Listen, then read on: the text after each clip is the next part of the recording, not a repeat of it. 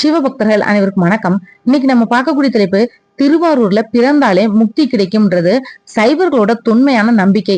இத பத்தி தான் பார்க்க போறோம். இந்த நம்பிக்கைக்கு பிரமாணம் எந்த நூல்ல இருக்கு, இல்லனா இப்படி நம்பிக்கை ஏற்படுறதுக்கு எது அடிப்படையா உள்ளது, இத பத்தி தொடர்ந்து பார்க்கலாம்.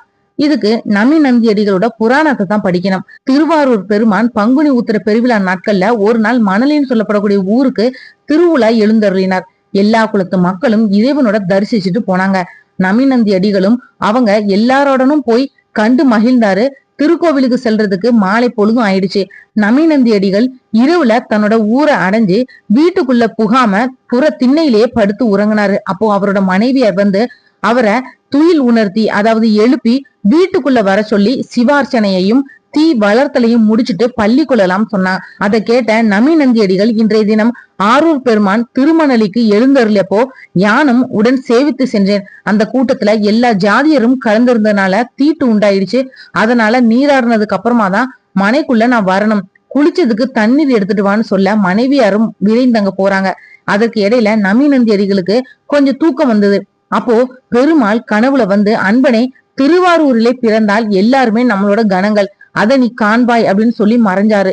உறக்கம் நீங்கி விழித்தெழுந்த நமிநந்தி அடிகள் தாம் அடியார்களிடையே ஜாதி வேறுபாடு நினைச்சு தவறு அப்படின்னு உணர்ந்து எழுந்தபடியே வீட்டுக்குள்ள போய் சிவ பூஜையை முடிச்சு மனைவியாருக்கு நிகழ்ந்ததை சொன்னாரு. பொழுது விடிஞ்சதுக்கு அப்புறமா திருவாரூருக்கும் போனாரு. அப்போ திருவாரூர்ல பிறந்தவங்க எல்லாருமே சிவ ஸ்வரூபம் பெற்ற சிவ கணங்களாவே தோன்ற பார்த்தாரு.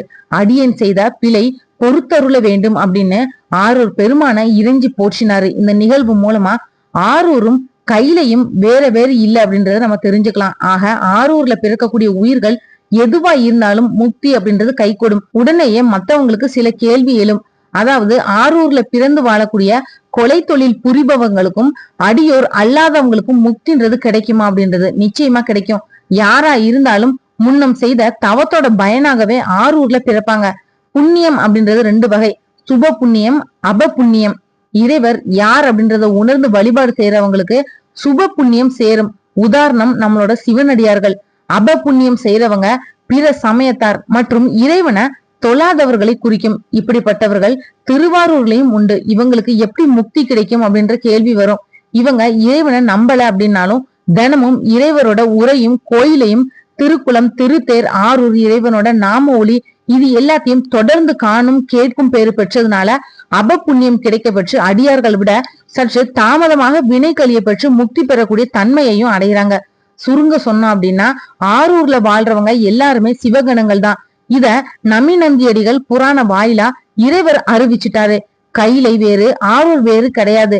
அத்தகு ஆரூர்ல பிறக்கிறதுக்கு தவம் செய்யணும். அந்த தவத்தோட பயனால பிறக்கக்கூடிய எல்லா உயிரும் முக்தி அடையுது. அடியோருக்கு முக்தியை எளிதாகவும் மற்றவங்களுக்கு வினை தீர்க்க வச்சும் இறைவன் அருள் கொடுக்கிறாரு. திருவாரூர் பிறந்தார்கள் எல்லோருக்கும் அடியன் அப்படின்றது சுந்தரரோட திருவாக்கு.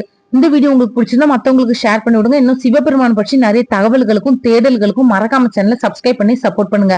அப்பதான் நான் போடுற ஒவ்வொரு பதிவும் நோட்டிபிகேஷன் உங்ககிட்ட வரும். நீங்களும் சிவபெருமானை பற்றி இன்னும் நிறைய தகவல்கள் தெரிஞ்சுக்கலாம். மற்றும் ஒரு நல்ல தலைப்பில் நான் உங்களை சந்திக்கிறேன். நன்றி.